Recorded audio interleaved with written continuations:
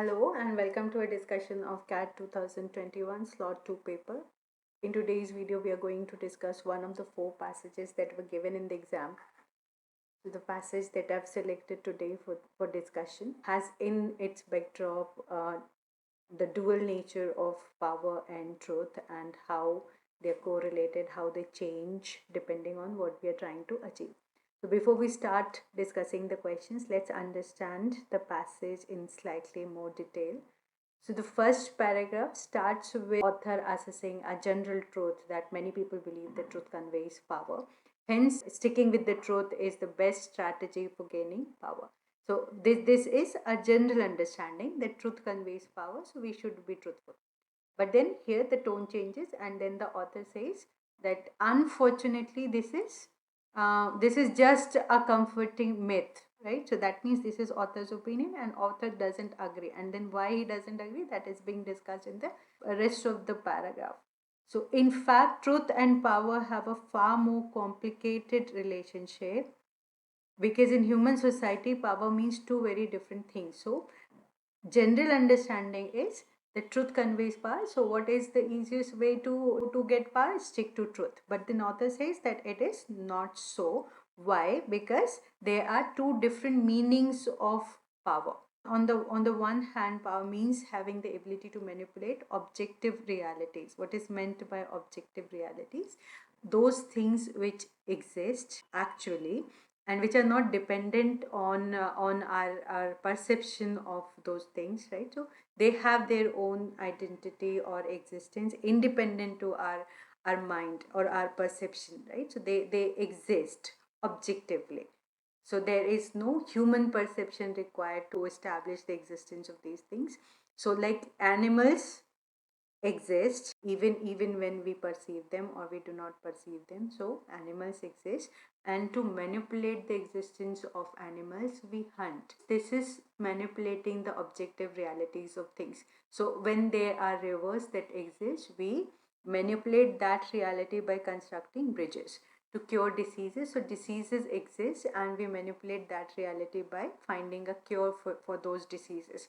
So likewise, whenever there is something that exists independent of our perception in reality and we want to change that reality, then the power that is required, right, this kind of power is closely tied to truth. So if we suppose want to construct a bridge, then we have to understand the theory involved and we have to take it to be true. This is what the author explains still here. One kind of power is the one that is required to manipulate the objective realities, the real situations that exist around us. On the other hand, power also means having the ability to manipulate human beliefs. So this is the second application of the power that we have. So one is when we want to manipulate the reality around us. The second one is when we want to manipulate human beliefs. Now why human beliefs? Because this is the contrast that is being drawn by the author, that human beliefs are subjective, objective realities are beyond our subjectivity.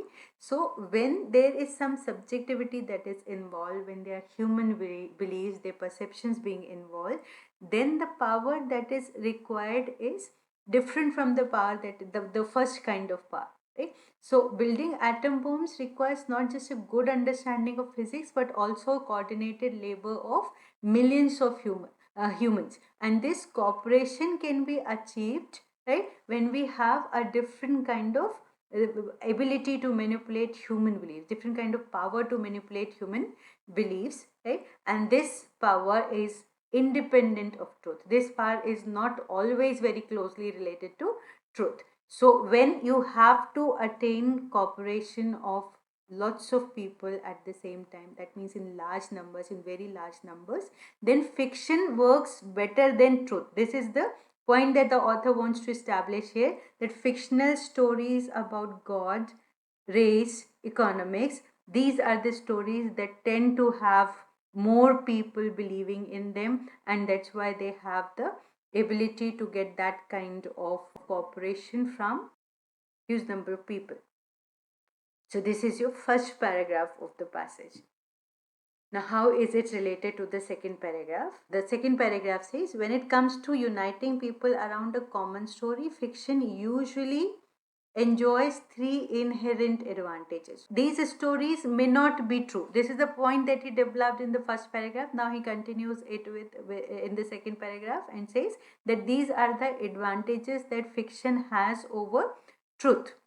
So first advantage is fiction is local. So whenever we have to have one community, one tribe, one set of people who we want to cooperate with us for a particular cause, then local fictional story works better rather than universal truth because it has more cohesive power, right?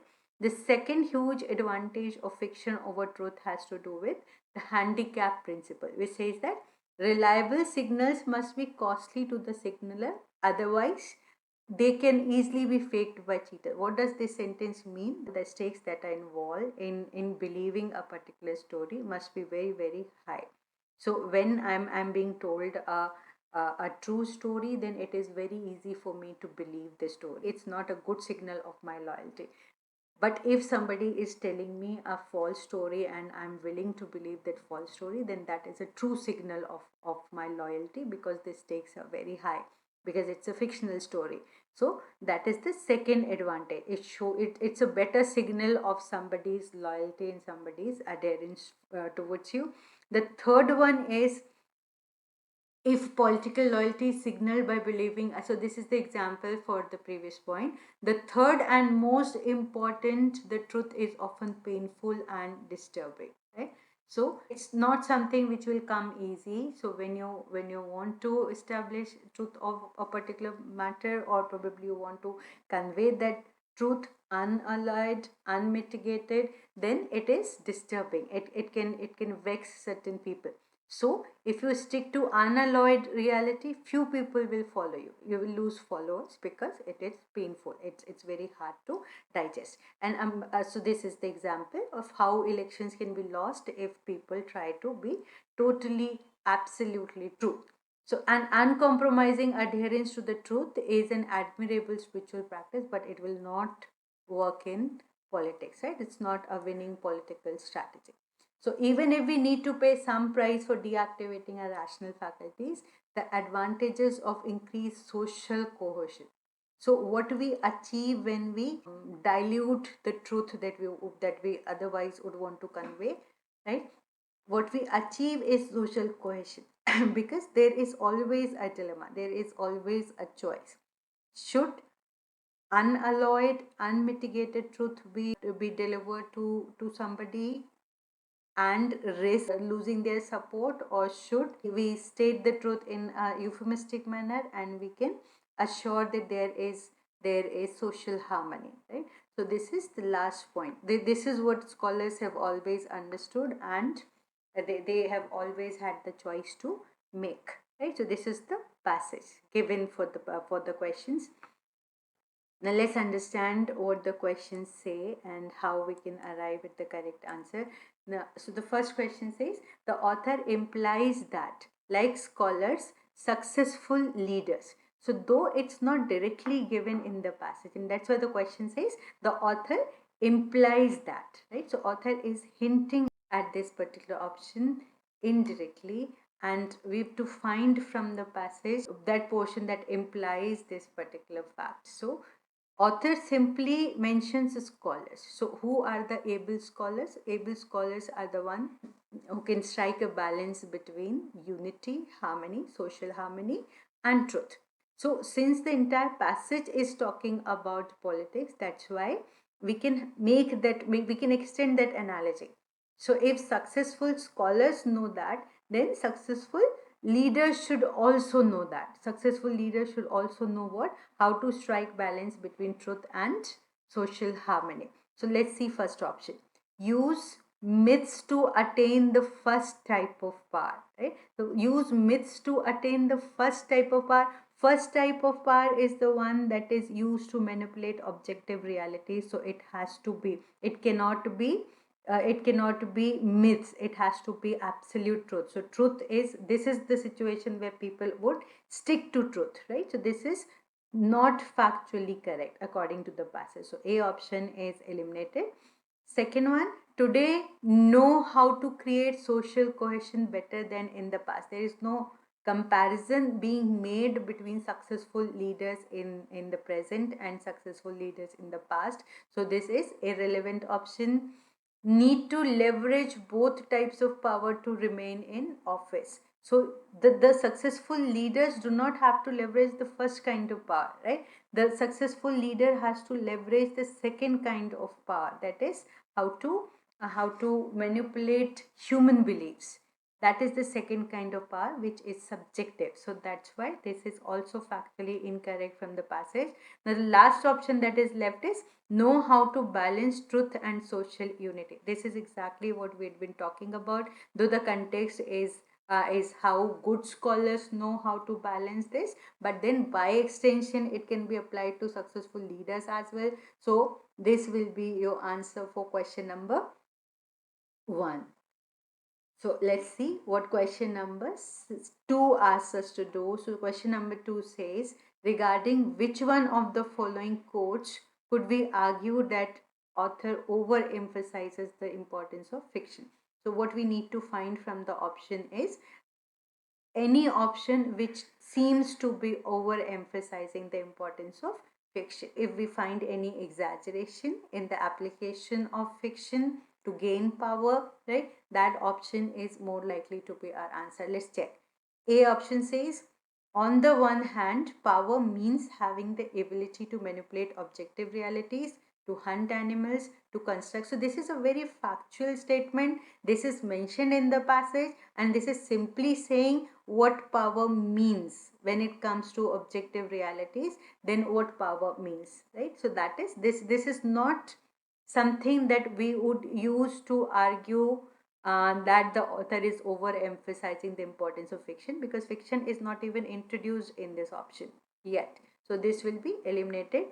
B option says, in fact, truth and power have a far more complicated relationship, because in human society, power means two very different things. So this is simply stating another fact that is given in the passage. There is no emphasis on use of fiction in attaining power. The idea has not progressed to that part yet, right, in the passage. So this option can also not be used to argue about the overemphasis of fiction. So third one says, hence sticking with the truth is the best strategy for gaining power. Unfortunately, this is just a comforting myth. So the first half of the option says that you should stick to truth. You should stick to truth if you want to gain power. And the opinion of the author comes here. Unfortunately, this is just a comforting myth. But how and why? So when the author says this is just a comforting myth, what he means is truth is not the best strategy.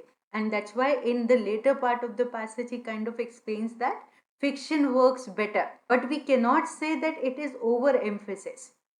So if it is logically explained in the passage, then we cannot say that it is overemphasis. This gives us no reason to say that this fiction, the importance of fiction has been overemphasized, right? So this option can also be eliminated. Let's check the last one. So out of elimination, we already feel that D should be our answer. Let's check if it's correct from the passage. Scholars often had to decide whether they serve the truth or social harmony. So this is making these two possibilities mutually exclusive. So either you can serve truth or you can serve fiction and gain social harmony. So there is no overlap. So this is something which can be an exaggeration. If you serve fiction, then harmony will be assured, harmony will be intact. If you serve truth, then the society will fall apart, there will be no social cohesion. So this is kind of overemphasizing the importance of fiction. They are being portrayed as two mutually exclusive situations. So that's why this one can be used to argue, according as the question says, argue that author is probably overemphasizing the importance of fiction. So this is your answer for question number 2. Let's see what question number 3 says. The central theme of the passage is about the choice between.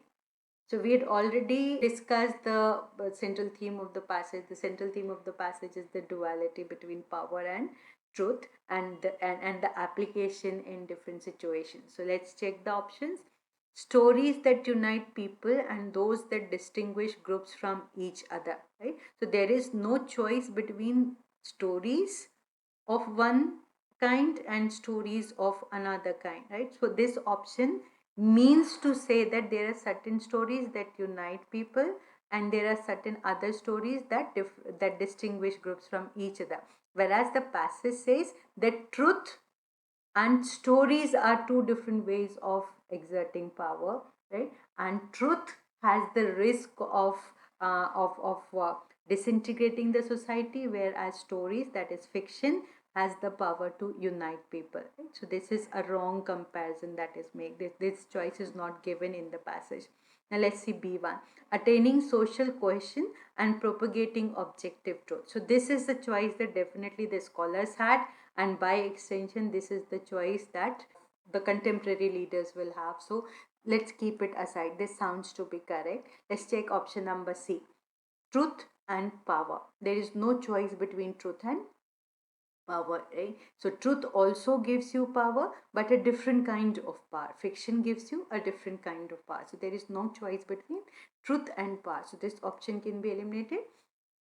D option says leaders who unknowingly spread fictions and those who intentionally do so. So we have a choice between serving fiction knowingly or unknowingly. This also does not come from the passage. So this is also a wrong option. So by elimination also we arrive at which option? B option.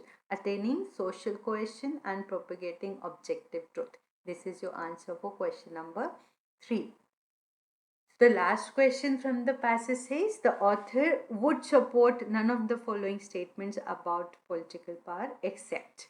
Okay, so this is an except question. So if we try to understand what this question actually means, this question says that three of the statements, three of the options will not find support from the author.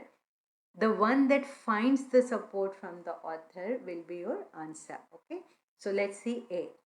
People cannot handle the unvarnished truth. Unvarnished, unalloyed, the way things are, right? So people cannot handle the unvarnished truth. So leaders retain power by deviating from it. So people cannot handle the unvarnished truth, and that's why if you have to have, this is the second kind of power that can be had, the power that is required to get cooperation from the people, right? When you want to manipulate human beliefs, then truth will not work, objective truth will not work. So if the leaders have to attain that power and sustain that power, then they have to dilute the truth a bit and then they can have power. So this is something that comes from the passage. So this is something that we will keep aside.